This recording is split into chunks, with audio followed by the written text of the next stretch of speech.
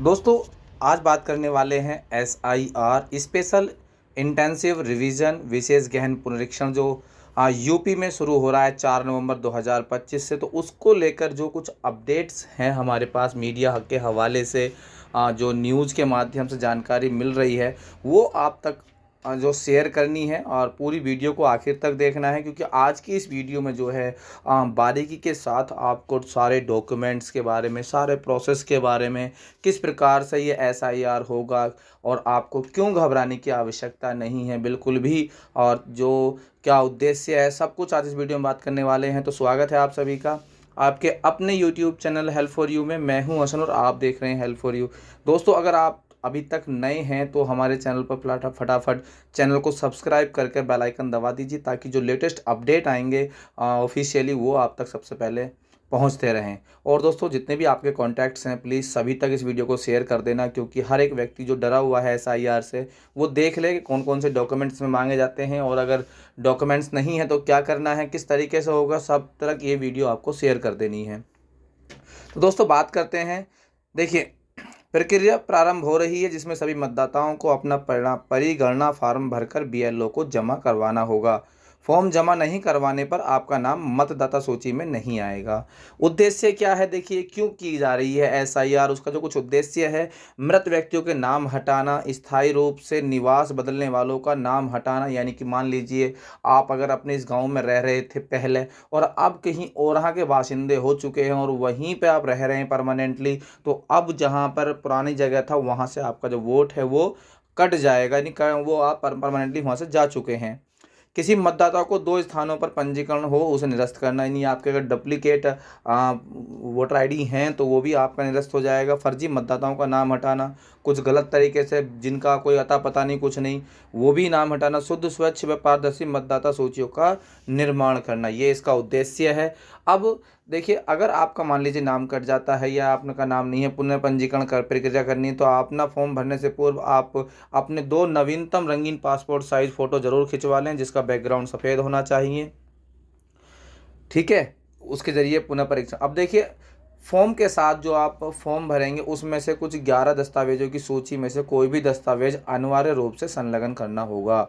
ये सूची दे रखी है, आप खुद भी पढ़ सकते हैं, मैं भी आपको पढ़ के बता रहा हूँ। इनमें से कोई भी दस्तावेज संलग्न करना होगा, जैसे केंद्र सरकार या राज्य सरकार का कोई भी पहचान पत्र हो या पेंशन कार्ड हो, या फिर भारत में अगर आप 1 जुलाई 1987 से पूर्व सरकार, बैंक, LIC, डाकघर, PSU या स्थानीय प्राधिकरण द्वारा जारी प्रमाण पत्र हो या पहचान पत्र हो, या फिर जन्म प्रमाण पत्र हो आपका, या फिर आपके पास पासपोर्ट हो, या फिर आपके पास मूल निवास प्रमाण पत्र हो, जहां आप जिस जगह रह रहे हैं वहां का निवास प्रमाण पत्र। 10वीं, अगर आप प्रशिक्षित हैं तो 10वीं बोर्ड की अंक तालिका में प्रमाण पत्र, यानी कि जो उसकी सनद होती है, सर्टिफिकेट होता है वो। वन अधिकार प्रमाण पत्र, या फिर अन्य पिछड़ा वर्ग, अनुसूचित जाति, अनुसूचित जनजाति या फिर कोई भी जाति है उसका प्रमाण पत्र हो। राष्ट्रीय नागरिक रजिस्टर, जहाँ जो लागू हो वहाँ राष्ट्रीय नागरिक रजिस्टर होता है उसका प्रमाण पत्र, या फिर राज्य या स्थानीय अधिकारियों द्वारा तैयार किया गया परिवार रजिस्टर, यानी परिवार रजिस्टर की जो नकल आती है वो भी इसमें उसमें से भी एक कागज़ है। सरकार द्वारा जारी कोई भी भूमि या गृह आवंटन प्रमाण पत्र। आप इन 11 दस्तावेजों में से कम कोई भी 2 दस्तावेज तैयार रखें ताकि परिगणना फॉर्म भरने में आपको कोई दिक्कत ना आए। यानी कि देखिए, एक तो मांगा गया लेकिन फिर भी कम से कम 2 तो अपने पास रखिए ताकि एक में कोई दिक्कत हो, नाम में त्रुटि या कुछ त्रुटि की वजह से, तो दूसरे से वो काम हो सके। मतदाताओं के पंजीकरण की 3 श्रेणियां बनाई गई हैं, आप उनके अनुसार भी अपने दस्तावेज तैयार कर सकते हैं। यदि आपका जन्म 1 जुलाई 1987 से पूर्व हुआ है तो आपको स्वयं का कोई भी एक दस्तावेज जमा करना होगा। साथ में कोई अतिरिक्त दस्तावेज है तो वो भी काम आएगा, लेकिन कोई एक दस्तावेज होना अनिवार्य है। यदि आपका जन्म 1/7/1987 से और 2004 के मध्य हुआ है तो आपको एक दस्तावेज स्वयं का तथा एक दस्तावेज माता पिता का होना अनिवार्य है। कम से कम 2 दस्तावेज होने चाहिए फिर आपके पास। यदि आपका जन्म 2 दिसंबर 2004 के बाद हुआ तो आपके पास 3 दस्तावेज होने चाहिए, एक स्वयं का, एक माता पिता का, कम से कम 3 दस्तावेज। देखिए आज ये न्यूज़ में भी आ चुकी है, यूपी में आज से एसआईआर 1.62 लाख बीएलओ लगेंगे, यानी निर्णय से असंतुष्ट हो तो सीईओ करेंगे सुनवाई। मतदाता निर्वाचक रजिस्टर, देखिए अगर कोई नाम कट जाए, यानी आप जो उनकी कार्रवाई से अगर असंतुष्ट होते हैं तो आप यहाँ पे पूरा जानकारी दी गई है कि उसकी जो अपील है वो कर सकते हैं मजिस्ट्रेट के यहाँ, जिला मजिस्ट्रेट करेंगे। यदि वह जिला मजिस्ट्रेट के निर्णय से भी असंतुष्ट नहीं है तो उसकी दूसरी अपील पर मुख्य निर्वाचन अधिकारी खुद सुनवाई करेंगे।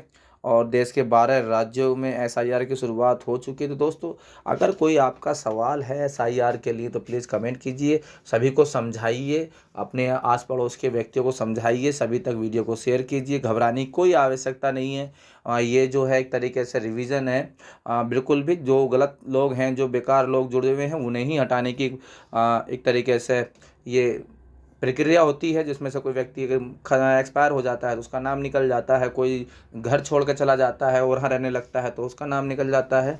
ऐसा कुछ नहीं है कि आप घबराएं, और जो जो डॉक्यूमेंट्स आपके बीएलओ मांगे आप उन्हें डॉक्यूमेंट्स दीजिए और अपनी जो ये प्रक्रिया है इसे पूरी कराइए और ज़्यादा से ज़्यादा लोगों तक शेयर कीजिए। और जो सवाल पूछना चाहते हैं कमेंट में डालिए, जो भी व्यक्ति हैं आपके सवाल का जवाब देने की कोशिश करेंगे। मिलते हैं अगली अपडेट के साथ, धन्यवाद।